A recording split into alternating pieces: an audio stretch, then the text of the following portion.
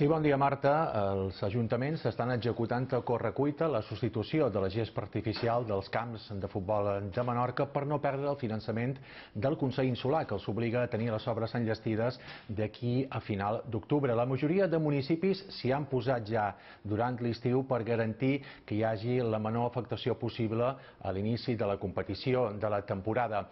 Però a Ciutadella, que és on hi ha més camps on actuar, 3, i on hi ha més usuaris, entre 1.000 i 1.500 futbolistes, encara ni s'han pogut adjudicar les obres. Si tot va bé, començaran però a mitjans setembre i es perllongaran durant 2 mesos. Quines seran les conseqüències? Idò bé, els 250 usuaris del futbol popular ja saben que hauran d'anar a jugar a Fornells i els pares, els clubs, han començat a prevenir els pares que potser durant 2 o 3 setmanes del mes d'octubre hauran d'agafar el cotxe i dur els seus fills a entrenar i jugar a altres pobles de Menorca.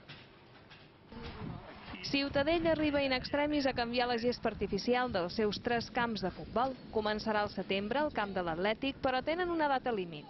Hauran d'estar tots enllestits a finals d'octubre.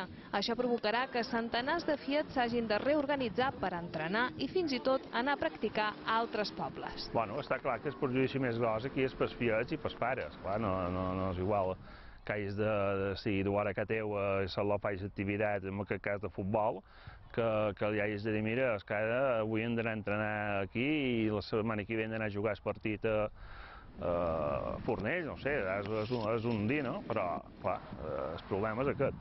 Els que juguen a futbol hauran d'anar fins al camp de Fornells. Començar la Lliga al novembre provocaria també la reducció del nombre de jugadors. Nosaltres feim 2 competicions, Copa i Lliga, i potser ens plantegem fer una Copa amb els equips que estiguin disposats a anar allà. El que no podem fer és esperar a començar al novembre, perquè depenem de la gent que fa feina de temporada i no podem acabar al juliol, per exemple. Davant açò, des de l'Ajuntament recorden que feia 15 anys que no es canviava la gespa dels 3 camps de futbol de Ciutadella i que a més es complementarà amb la renovació de la il·luminació dels centres esportius del municipi.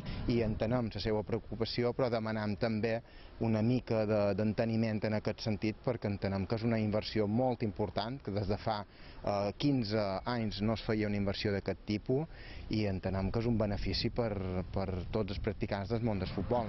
Aquesta millora dels equipaments esportius suposa una inversió de devers 700.000 euros procedent de les inversions financerament sostenibles del Consell de Menorca.